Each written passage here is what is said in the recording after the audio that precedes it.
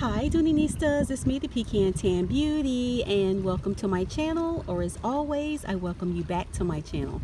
Today's video is going to be a mystery unboxing. The reason why I'm calling it a mystery unboxing is because when I purchased this item, I had no clue as to the color or the style or anything like that.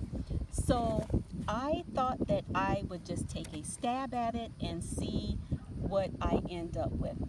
So if you are interested in seeing what is inside the mystery box, then you know what to do.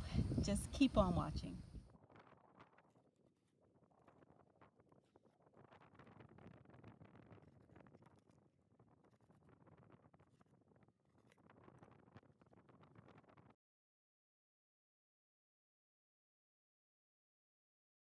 All right, guys, so this is what I have, and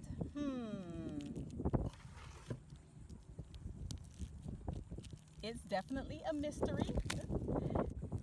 So I wasn't quite sure what I was expecting, but I knew that it was going to be something similar to this. And this is the pink cosmetics case.